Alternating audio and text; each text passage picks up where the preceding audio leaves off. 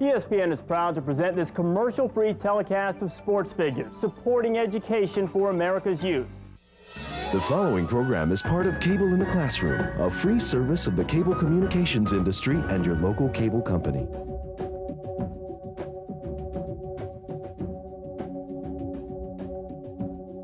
ESPN Sportsfigures, where sports and science go one-on-one. Jackie Maloof now with a long putt here on the 18th to pull this one out of the bag. Talking things over with caddy Pete Peters. She knows that this one is for the championship. She's taking her time with it.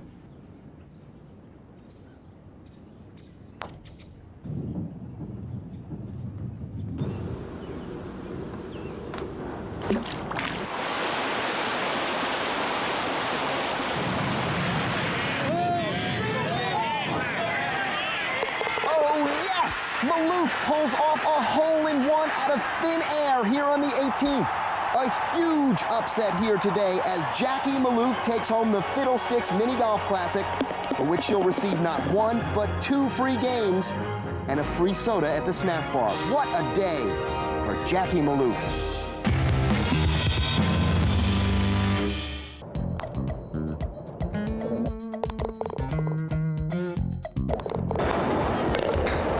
Sportsfigures, put your brain in the game. I don't know what the big deal is about putting. I mean, it's really simple, right? You just aim the ball at the hole and you hit it. Simple. Actually, putting's probably one of the hardest things in golf. It's probably one of the hardest things in sports. I mean, think of all the things you have to consider. First of all, you have to gauge your distance to the hole. And you're not allowed to use a tape measure. Next, you have to figure out the slopes of a green. And you're not allowed to use a carpenter's level. Next, you have to figure out how much force to apply to the ball.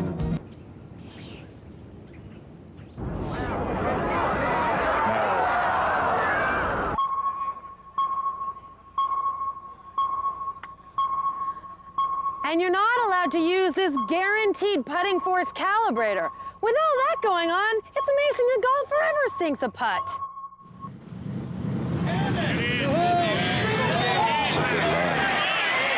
Yes! Golfing's that guy's business. That's Brad Faxon. He won the Freeport McDermott Classic, and he's the #4 putter on the PGA Tour. So I'd say he knows a thing or two about rolling the ball. So Brad, how do you do it? What's the secret of putting? I wish I wish we knew we could sell it, bottle up, make millions. Right. But I have 2 secrets, two things I like to tell people with putting. Number 1, you have to be confident, and it's not something you just have. You can learn to be confident. The other thing is you can't care if you miss. You gotta know it, because everybody's gonna miss. Yeah. You know, you're gonna miss, I'm gonna miss, and that's the most important thing. All right. Want me to show you how? Sure, yes, okay. please. I like to kind of just look where I think the putt's gonna go. Don't take a whole lot of time over it. Look once and putt it. And most of the time it gets pretty close if it doesn't go in. Yes, very nice, hey, sir. See? And even if you miss, you got to do the same thing. You don't care? No. Tell me a little bit about slopes of a green. That's what makes the ball curve. You know, not like on a pool table where everything's dead flat. You have to be able to walk up to the hole and know, okay, this putt's going to bend a little to the right or to the left, and whether it's uphill or downhill, because that affects the speed of the putt and how hard you have to hit it. And I don't think it's something you teach, you know, because if you're going to play catch with a buddy, it's not like you can say how hard you have to throw it. The same thing as putting. You have to know, you know, how far to hit it, and the harder you hit it, the less it curves. So all of it's feel and a lot of practice, you know, since I was this high. Putting would be hard enough, even if all the greens were perfectly flat.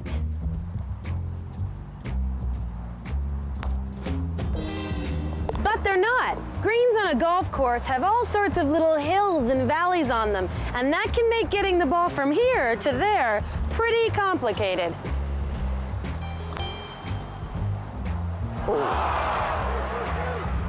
One of the things to consider when you're putting is gravity. Obviously, you need gravity in order for the ball to drop into the hole. But gravity is also at work when the ball is rolling on the green. See, the ball's always going to roll towards the lowest local point. We call this a gravitational potential well. Maybe I should take up the luge. Local just means the lowest point adjacent to wherever you are. The slopes on a green are usually subtle, but they're there. So knowing the lay of the land is pretty important.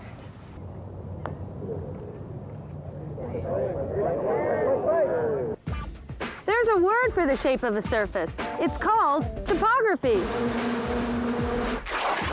This is a map, right? It maps out roads and highways and rivers and towns. Check this out. This is a map of the exact same area. It looks pretty different, right? Because it's got all these little squiggly lines all over it.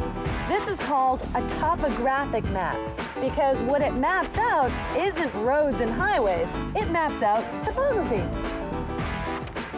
Topography is the shape of the land, the hills and valleys and flat parts, whatever. It comes from the Greek word topo, which means place, and the word graph, which means graph, a graph of a place.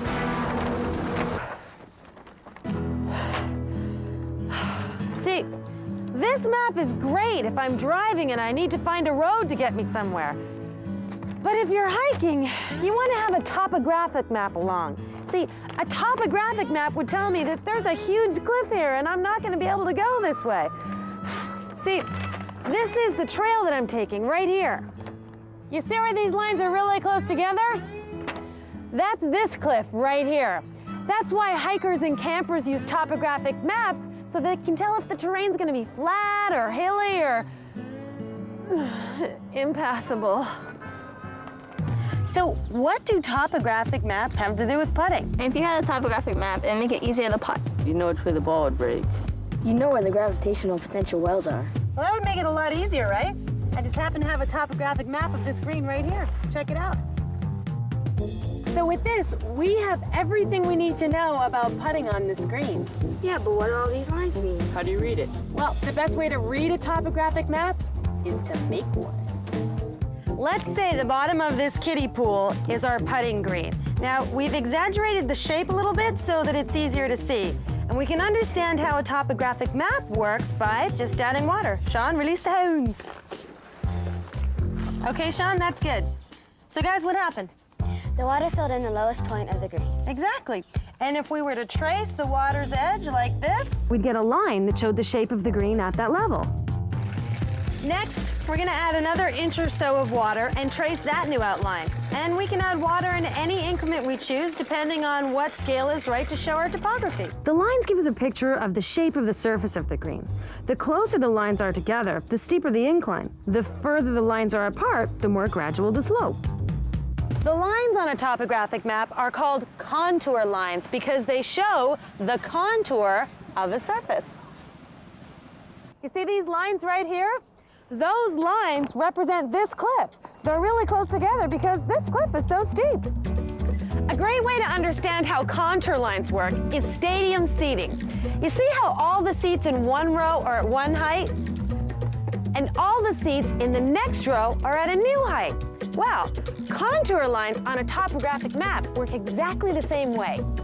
Each line marks a change in elevation, and the seats are just like contour lines. When we talk about the slope of something, we call it a gradient. Gradient means the amount of slope, and we can measure it.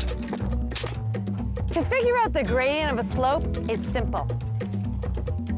From here to here is 5 feet.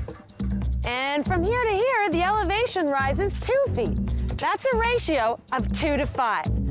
A 2-foot vertical rise for every 5 feet of horizontal run. A gradient of 2 to 5. Gradient, like that. When you're reading a topographic map and you want to figure out the gradient, it's really simple too. Down here at the bottom of the map, it tells you the contour interval, 10 feet. That means the change in elevation is 10 feet between each contour line. Simple.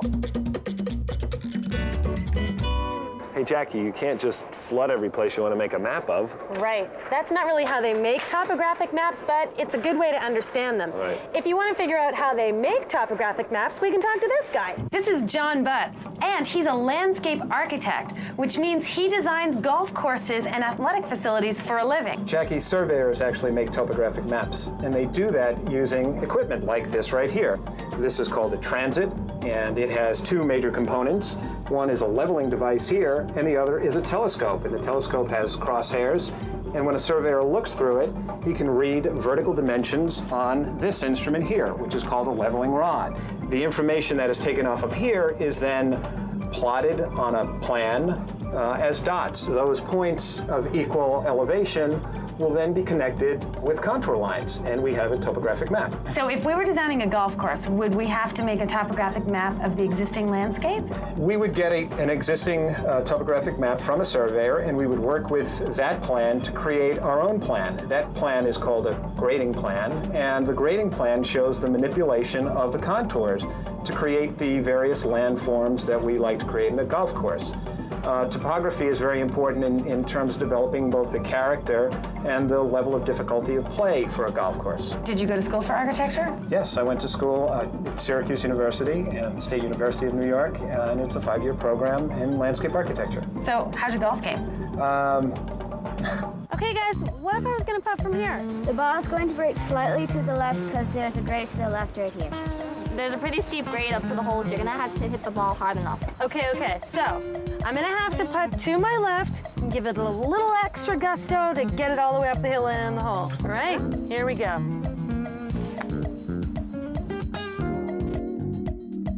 Yes! The ball is always gonna roll towards the lowest local point. So if we put a cup on a green at the bottom of a gravitational potential well, it'd be pretty easy to sink every shot.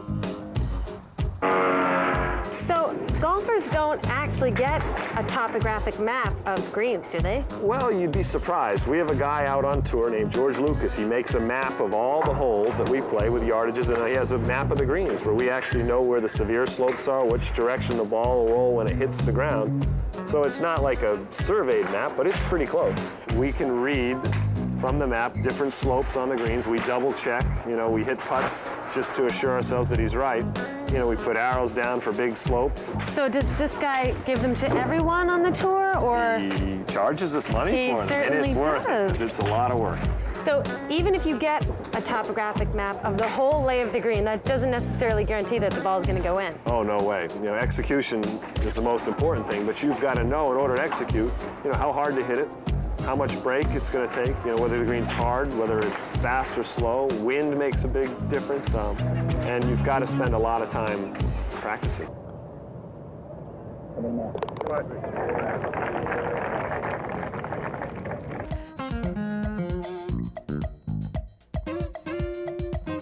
I'd like to thank Brad Faxon, John Butts, our students, Melanie, Kimberly, Sean, and Brian, Fiddlesticks, the Eagle Quest Golf Dome of Rhode Island, and the Exeter Country Club.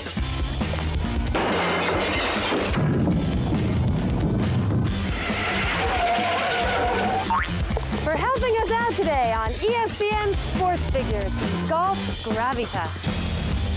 I'm Chris McHenry, back in the ESPN studios. We'd like to thank all of today's athletes for donating their time, and thanks for watching. We'll see you next time on ESPN Sports Figures. ESPN Sports Figures is presented commercial-free for educators to take and use in the classroom. For a free teacher's curriculum, to order the Sports Figures series, or if you have questions or comments, visit our website, sportsfigures.espn.com. You can also call 860-766-2000. This has been a presentation of ESPN, the worldwide leader in sports. For more, log on to espn.com. Sports Figures, put your brain in the game. The preceding program is part of Cable in the Classroom, a free service of the cable communications industry and your local cable company. ESPN is proud to present this commercial-free telecast of Sports Figures, supporting education for America's youth.